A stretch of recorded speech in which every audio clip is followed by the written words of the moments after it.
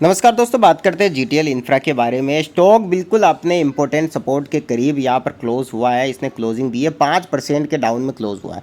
आज हम बात करेंगे कि जीटीएल इंफ्रा के अंदर कौन सा इंपॉर्टेंट लेवल है जहाँ से स्टॉक अपना बॉटम फाइंड आउट करके एक अच्छी रिकवरी दिखा सकता है, ऊपर जा सकता है, और कौन सा ऐसा लेवल है कि जो टूटा तो फिर समझ लीजिए कि ये स्टॉक जो है वापस आपको 1 रुपये के लेवल तक भी जाता हुआ दिखाई देगा। तो दोनों चीज़ें आपको मैं बताऊंगा एनालिसिस करके कि टेक्निकली यहाँ पर क्या सिग्नल मिल रहे हैं, स्टॉक अब आगे जो है कितना मूव कर सकता है। साथ ही मैं बताऊंगा कि अब जो है कौन से लेवल से स्टॉक अगर ब्रेकआउट देता है, किस लेवल का ब्रेकआउट देता है, तो यहाँ पर यहाँ 10 रुपये के लेवल भी दिखा सकता है। तो लेकिन उससे पहले सब्सक्राइब नहीं किया है तो सब्सक्राइब कर ले, ताकि जीटीएल इंफ्रा से जुड़ी टोटल यहाँ पर इन्फॉर्मेशन आपको आसानी से दी जा सके। सबसे पहले तो बात कर लेते हैं दोस्तों इस स्टॉक के बारे में। ये एक ऐसा पेनी स्टॉक है कि जब चलता है तो सीधे दोस्तों 50, 60, 70 पैसे से सीधा 5-5 रुपये, 4-4 रुपये, 3-3 रुपये का हाई लगा देता है। लेकिन जब गिरता है तो 1-1, 2-2 दिन के अंदर सीधा नीचे आ जाता है, क्योंकि ये जब भी चलता है तो ज़्यादातर सर्किट में ही चलता है। जब ऊपर जाता है तो अपर सर्किट पे अपर सर्किट, और जब नीचे आता है तो डाउन सर्किट पे डाउन सर्किट। कई बार ये स्टॉक अपने लेवल की भी रिस्पेक्ट नहीं करता है। कईयों को लगता है कि रिट्रेसमेंट किया है अपने लेवल का तो अब ऊपर जाएगा, लेकिन उल्टा हो जाता है। नेक्स्ट डे क्लोजिंग में ही बहुत ज़्यादा गिर जाता है, डाउन सर्किट लग जाता है। तो यहाँ पर देखिए, अब मैं यहाँ पर कुछ इंपॉर्टेंट लेवल आपको बता देता हूँ इस स्टॉक के बारे में। सबसे पहले तो चार्ट इतना ख़राब बन रहा है, आपको मैं बता दूँ टोटली शेयर जो है ये सेलिंग के अंदर जाता हुआ दिखाई दे रहा है, क्योंकि एमएससीडी यहाँ पर सेलिंग दिखा रहा है। दूसरी चीज़, मूविंग एवरेज के नीचे क्लोज करने के लिए आ चुका है शेयर, और इसका इंपॉर्टेंट लेवल भी मैं आपको बता दूं, यहाँ पर कम से कम 3 रुपये के आसपास इस शेयर का इंपॉर्टेंट लेवल है, जो कि बिल्कुल नज़दीक है। आप देखें तो अगर ये शेयर कल जैसे आज 5% डाउन में क्लोज हुआ है, ठीक नेक्स्ट डे भी अगर ये 5 से 7% गिर जाता है तो डेफिनेटली ये स्टॉक 2.5 रुपये आने में भी ज़्यादा समय नहीं लगाएगा। लेकिन ऐसा नहीं है कि 2.5 रुपये 2 रुपये आ गया तो बिल्कुल ख़त्म ही हो जाएगा, जीरो हो जाएगा। ऐसा कोई सिनेरियो तो देखिए बन के नहीं आ रहा है। लेकिन मैं इस शेयर को ख़रीदने के लिए आपको बिल्कुल भी रिकमेंडेड नहीं करूँगा। ना आपको मैं ये कहूँगा कि शॉर्ट टर्म के लिए पैसा इसमें लगाएं या फिर इसको लॉन्ग टर्म में ऐड करें।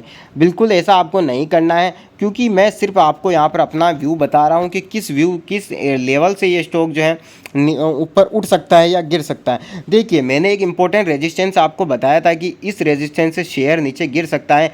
एग्जैक्टली आप देखें तो यहाँ पर 8 जुलाई से ही शेयर नीचे आ रहा है 4.35 रुपये से। मैंने पिछले वीडियो में भी आपको बताया था कि यहाँ पर ये शेयर का बहुत इंपॉर्टेंट लेवल है। यहाँ से शेयर में प्रॉफिट बुकिंग भी आ सकती है और ऑपरेटर भी बड़ा गेम खेल सकता है। देखिए, ठीक वैसा ही इस शेयर में हुआ है। सेम डे इसने रेड में क्लोजिंग दी और ज़बरदस्त तरीके से वहाँ उस दिन इस शेयर के अंदर बड़ी गिरावट देखने को मिली, और वहीं से लगातार ये शेयर गिर रहा है, और गिरते गिरते कम से कम 30 से 35% की गिरावट इसने ऑलमोस्ट दिखा दी है। तो ये तो हो गया मेरा पहला यहाँ पर टेक्निकल एनालिसिस। दूसरी चीज़ अब मैं आपको बता देता हूँ। देखिए, अब अगर इस शेयर को ऊपर जाना है तो दोनों जगह यही है। अगर तेज़ी से गिरेगा तो भी इसी लेवल से गिरेगा, और तेज़ी से अगर ऊपर उठेगा तो भी इसी लेवल से ऊपर उठेगा। क्योंकि इसे देखिए, अगर रिट्रेसमेंट भी इसे अगर अब हम माने तो इतनी बड़ी भी कोई रिट्रेसमेंट नहीं होती है दोस्तों। 35% का क्रिएशन कभी भी रिट्रेसमेंट नहीं कहलाता है। इससे पहले भी शेयर गिरा और उठा है, लेकिन इतनी बड़ी रिट्रेसमेंट कभी नहीं हुई, और मैं इसे रिट्रेसमेंट नहीं मान रहा हूँ। खैर देखिए, मार्केट अगर इसे रिट्रेसमेंट भी माने तो इसी लेवल से जीटीएल इंफ्रा को ऊपर उठना चाहिए। नेक्स्ट डे जब ओपन हो तो सेम यहाँ पर गैप अप हो या फिर डे क्लोजिंग तक शेयर को इसी लेवल से ऊपर ग्रीन में क्लोज करना चाहिए। अदरवाइज इससे नीचे आ गया तो मुझे लगता है यहाँ पर 3 रुपये का लेवल टूटता है तो फिर शेयर के अंदर एक बड़ी गिरावट हो सकती है, क्योंकि दूर दूर तक शेयर के अंदर कोई सपोर्ट यहाँ पर मौजूद नहीं है जीटीएल इंफ्रा के अंदर। अगर ये शेयर के अंदर रिट्रेसमेंट होती तो इतनी बड़ी गिरावट नहीं होती, बल्कि 4 से 5% या ज़्यादा से ज़्यादा 10% की गिरावट होती, और वहीं से स्टॉक जो है रिट्रेसमेंट करके ऊपर निकल जाता।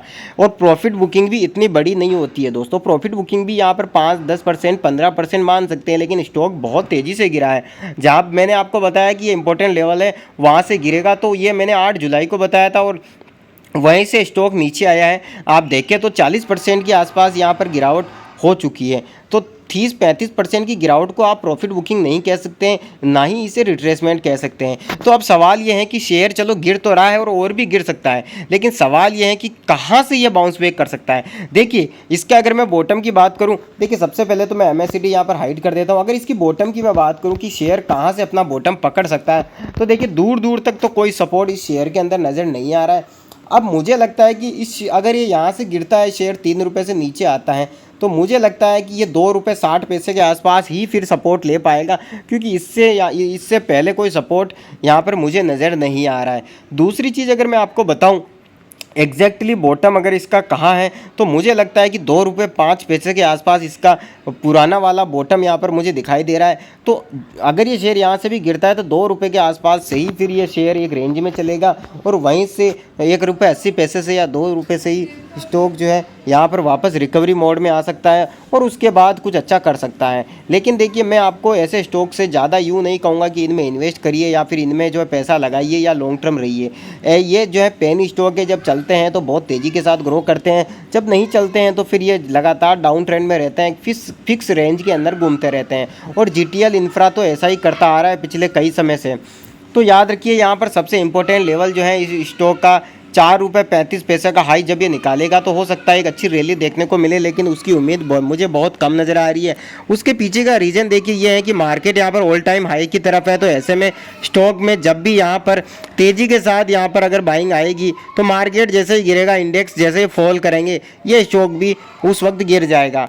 लेकिन 3 रुपये का इंपॉर्टेंट यहाँ पर इसका सपोर्ट है, उसको भी आप अपनी नज़र में रखें। और एक चीज़ और मैं बता दूं, इस स्टॉक की सबसे बड़ी खासियत यही है कि जब गिरता है तो बहुत तेज़ी के साथ गिरता है, सर्किट पे सर्किट लगते हैं, और जब बढ़ता है तब भी सर्किट पे सर्किट ही लगते हैं, और जब नहीं चलना होता है तो डेली ऐसा लगता है जैसे साइडवेज के जैसे मूव कर रहा है, एक जगह ही पड़ा रहता है। तो आपको भी यहाँ पर अपनी स्टडी करनी चाहिए, अपना एनालिसिस करना चाहिए, क्योंकि पैसा आपका है, रिस्क भी आपका रहेगा और यहाँ पर प्रॉफिट भी आपका ही रहेगा। तो आप अपनी रिसर्च करें, आप अपने एनालिसिस करें, उसके बाद ही किसी भी स्टॉक में इन्वेस्ट करें। मैं सिर्फ अपना व्यू बता रहा हूँ, मैं अपना एनालिसिस आपको बता रहा हूँ। दूसरी चीज़ देखिए, कंपनी के अंदर ज़्यादा कुछ खराबी नहीं है, कंपनियों के अंदर ऐसा भी नहीं है कि कंपनी अपना बिजनेस बिल्कुल ही नहीं कर पा रही है या ख़त्म हो गई है, ऐसा नहीं है। लेकिन देखिए चीज़ें यहाँ पर देखिए कि स्टॉक काफ़ी समय से एक रेंज में है, और अगर इसको ऊपर जाना होता तो मुझे लगता है कि इतनी बड़ी गिरावट इसको नहीं करनी चाहिए थी। एटलीस्ट शेयर को 10-15% गिर के ही एज ए रिट्रेसमेंट उसे वापस ऊपर जाना चाहिए था। लेकिन इसने, जैसा कि मैंने बताया था आपको कि इसका जो इम्पोर्टेंट रेजिस्टेंस लेवल 4 रुपये 35 पैसे के आसपास रह सकता है, एग्जैक्टली 8 जुलाई को वहीं से इस स्टॉक ने फॉल किया था। तो वहाँ पर उस दिन मैंने आपको बताया था, और उसके बाद लगातार ये स्टॉक फॉल कर रहा है, लगातार सर्किट लग रहे हैं इसके अंदर, लोअर सर्किट लग रहे हैं। तो अब देखिए नेक्स्ट डे इसके लिए बहुत इंपॉर्टेंट होने वाला है। अगर ये मूविंग एवरेज को क्रॉस करके नीचे गया और MACD ने भी क्रॉस डाउन दिया यहाँ पर, तो डेफिनेटली स्टॉक यहाँ पर सीधे 3 रुपये का लेवल तोड़ेगा, और फिर जो है मुझे लगता है फिर तो देखिए 2.5 रुपये 2 रुपये 80 पैसे लेवल भी आपको बहुत जल्द देखने को मिल जाएंगे। कोई भी यहाँ पर फ्रेश एंट्री ना लें इस स्टॉक के अंदर, अपनी एनालिसिस, खुद की एनालिसिस ज़रूर करें। दूसरी चीज़ देखिए, एक चीज़ मैं इंपॉर्टेंट चीज़ आपको बता दूँ कि ये ऐसे स्टॉक है जब चलते हैं तो बहुत तेज़ी के साथ चलते हैं, नहीं चलते हैं तो फिर बहुत दिक्कतों का सामना करना पड़ सकता है। सर्किट और लोअर सर्किट जब लगते हैं ना, तब आप अपना माल निकालना भी चाहेंगे तो कोई ख़रीदार भी नहीं होगा, क्योंकि लगातार लोअर सर्किट में कोई भी ख़रीदने वाला ही नहीं रहता है, क्योंकि सारे डर जाते हैं।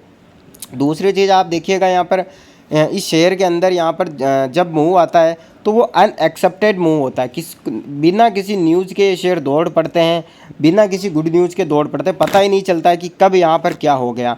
क्योंकि जब आप देखेंगे ऐसे स्टॉक की स्टडी करेंगे तो आपको 80 पैसे 50 पैसे में मिलते हुए दिख जाएंगे, बिना किसी रीजन के, बिना किसी गुड न्यूज़ के, या बिना किसी रेवेन्यू जनरेट के, या बिना किसी प्रॉफिट जनरेट के भी ऐसे शेयर जो है सीधे 5-5 रुपये चले जाते हैं। क्योंकि ऐसे शेयरों के अंदर देखिए बड़ी मात्रा में यहाँ पर गेम खेला जाता है, बड़े बड़े ऑपरेटर यहाँ पर गेम खेलते हैं, इसलिए बच के रहें, ध्यान रहे। हाँ देखिए, स्टडी आप करें, अगर आपको स्विंग ट्रेड वगैरह का नॉलेज है तो आप इस स्टॉक के अंदर स्टडी कर सकते हैं, अपनी खुद की एनालिसिस कर सकते हैं। लेकिन मैं तो खरीदने के लिए बिल्कुल भी ये स्टॉक आपको रिकमेंडेड नहीं करूँगा।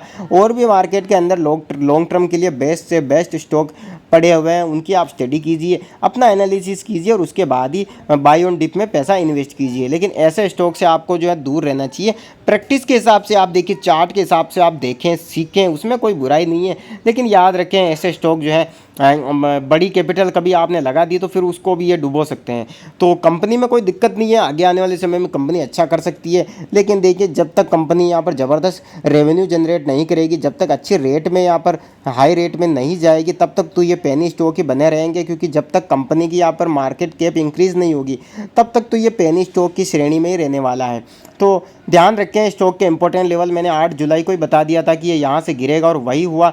वहाँ से सपोर्ट लेके स्टॉक लगातार गिरावट में यहाँ पर जाता हुआ दिखाई दे रहा है। नेक्स्ट सपोर्ट मुझे लगता है 3 रुपये से नीचे गया तो फिर इस स्टॉक में अच्छी खासी सेलिंग भी देखने को मिल सकती है। बाकी आप जो है अपनी रिसर्च भी ज़रूर कर लें।